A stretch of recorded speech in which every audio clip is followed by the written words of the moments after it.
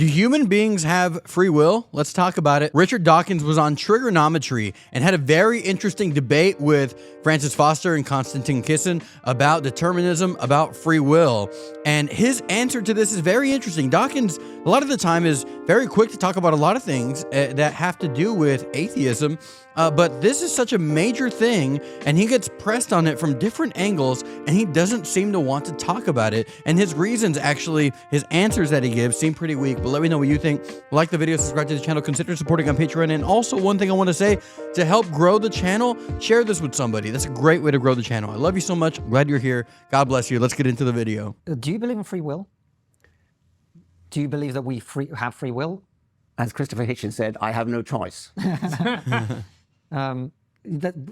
Hitchens was very good at avoiding answering the question in that way. I just avoided it. I hate that question. I think I'm persuaded by people that I've read that free will is an illusion. But it's a very, very powerful illusion. We all feel as if we've got free will. So that's true. That's very true. We all feel like we have free will. None of us really feel like we are determined. You believe that the question I'm asking you now and the answer you're giving me now is predetermined? I'm afraid I do, and I find that very hard to stomach, but yes. Well, it is the logical conclusion of your beliefs. I think it is, that yes. view, necessarily. Yes, and that's important to note, that people who believe in determinism from Richard Dawkins' perspective, that is a logical conclusion that they have to come to, that everything is determined because, again, we're just creatures. We're just living beings doing what living beings will do the way we're hardwired to do. There's no God-given higher level ability to understand and to do things. We feel like we have that.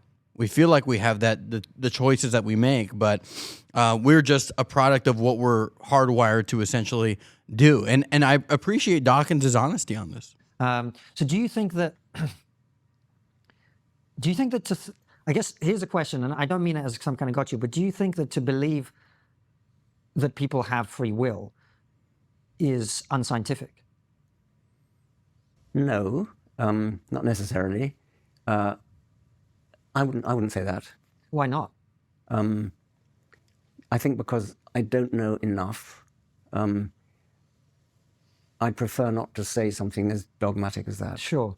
I guess what I'm asking is, if we are the sum total of our genetics and our learned behaviors and our life experiences and all of those things, then by definition, if you don't believe something other than that, you wouldn't have, there's no scientific explanation for free will, right?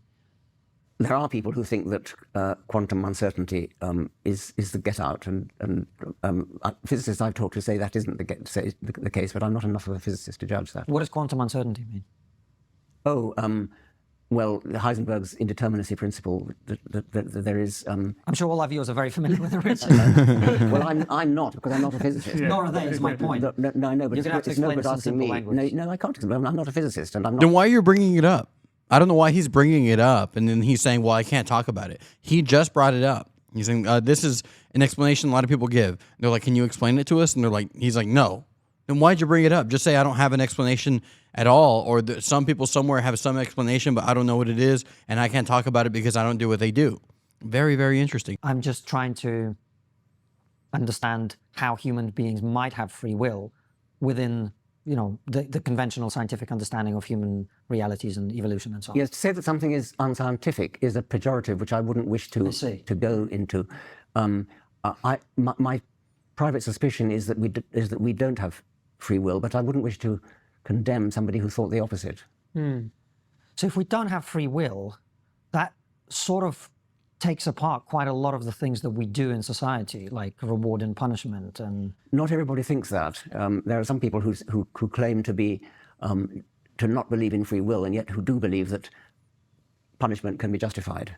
I guess what I'm asking is, when I go home today to my 2-year-old... Why is he doing that, though? He keeps on saying, well, not everyone. Some people do. And not in this situation, but in other ones, in this conversation, they'll ask him, well, we'll explain that. And you go, I can't. It's not me. Well, tell them what you think. I guess what I'm asking is, when I go home today to my 2-year-old toddler, why would I reward or not reward certain behavior if he has no choice? He's doing what he's doing. I think you'd have to talk to a philosopher about that.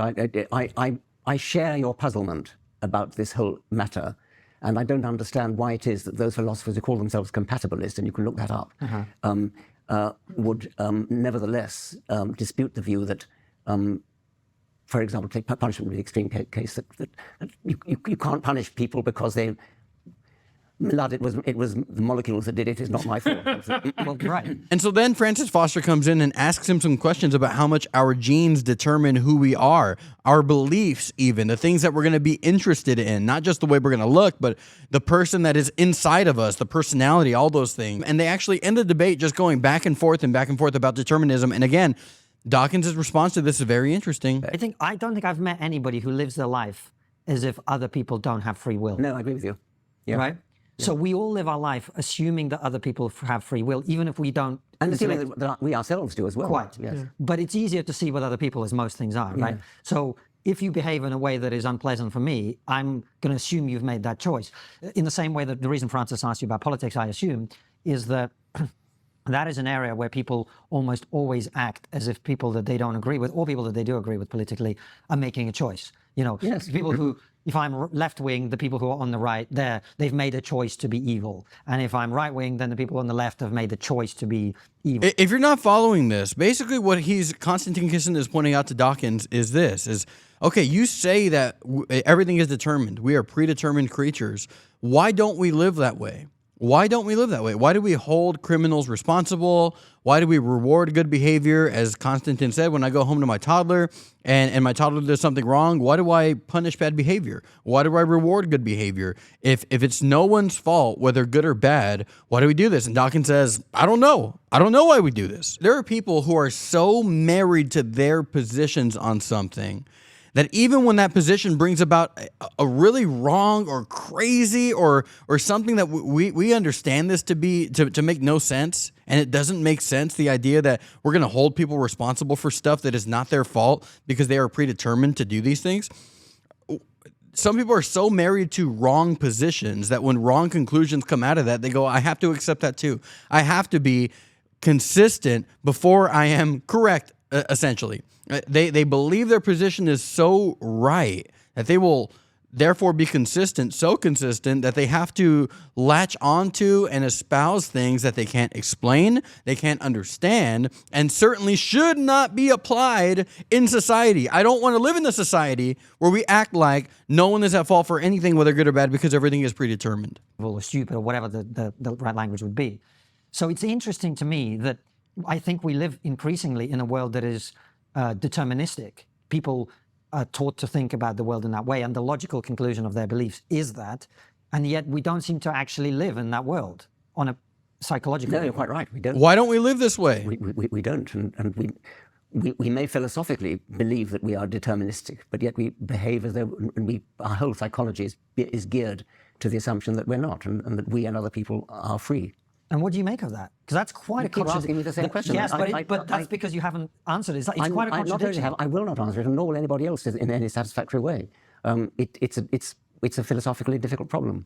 Okay, so nobody else, he says, will answer this in any satisfactory way. You think about this. The idea that there is no free will is such a major part of what he believes. It's such a major part of what he believes. It's the logical conclusion of what he believes. And there is this massive conundrum, which is, why don't we, if this is true, if we intellectually know this is true, why don't we live it out? We should live it out. He knows it would be a bad idea to live this out. It would be a very bad idea for the world to stop punishing murderers, to stop rewarding people who do good things. It would be a terrible thing, but he has to espouse the terrible thing because just maybe he has a terrible, terrible, terrible view of the existence of the universe. He has a wrong view that's causing him to espouse immoral things that would be terrible for society. Because the thing that's interesting, if we look at it, is so we believe that we're in control of our own destiny. But if you look at, for instance, somebody who has schizophrenia, a very profound mental illness, we accept that they are not in control because of the illness. So yes, we don't hold them responsible because we know that they're not in control. Why don't we do that with us? Right. It is in courts of law. Yeah. Insanity is grounds for getting off. But in a way, you could say that anybody who's done a murder has the same grounds for getting off as somebody who does it by reason of insanity. Right. You could make that case. And I don't think that anybody, I don't think lawyers have woken up to that possibility. Because if we can say that one person is profoundly unwell mentally, therefore they're not accountable. They're not responsible for their actions. For their own actions, absolutely, they cannot be accountable. But nobody's responsible for their actions, is what you're saying. But that's the logical conclusion of the worldview. Yes. That's why I'm grilling you on this. It's not because You're I'm asking the wrong person. No, I don't believe I am, actually. I don't believe I am at all. The reason I'm asking you is that we live in a world in which science has won. Science is what we teach our children in school. Science is how we think about reality. Science is how we think about everything. And yet, the point I'm making to you is we all live our lives in a way that is counter to that very belief system, quite directly. Is that not evidence, for example, of the fact that if we instinctively all know that other people do have a choice, and we have a choice about our own decisions at some level, does that not put into question some of the underlying assumptions of that worldview? The reason I'm saying this is the scientific worldview, as you concede, leads to a deterministic worldview, almost certainly. Not that you say that there are some people who have a quantum-based, right? Okay. So then, if you undermine the deterministic worldview, then you're necessarily undermining the scientific worldview. You just follow the chain backwards. But that doesn't mean that if you're studying, say, the growth of wheat and you're measuring which fertilizer is true. It doesn't undermine that. You can go on measuring things and go on looking at the effects of experiments. Yes. The fact that you are philosophically deeply mired in this problem of determinism doesn't alter the fact that you can measure things and count things. Totally agree. So I don't think it doesn't affect your ability to measure how wheat grows with different types of fertilizer. But I think I'm not saying you have made this claim, but a lot of people who have advanced that scientific worldview have done so in a kind of all-encompassing way. They would say, well, you know, there's no such thing as God or intuition or this or that, other ways of knowing, what people might describe, right? So how I guess what I'm getting at is how do we all know, I would use the word know, that we have a choice and other people have a choice because we live our lives that way, as you concede, and at the same time hold the philosophical belief that that's not true. When you talk about other ways of knowing, that raises alarm bells for people who sort of say things like... it raises alarm bells for me, but that's why I'm asking. Women's ways of knowing and ethnic ways of knowing and things. That's not what I mean. Oh, okay. I don't mean ethnic ways of knowing. What I'm saying is we all live our lives in adherence to a belief that based on our belief system is false.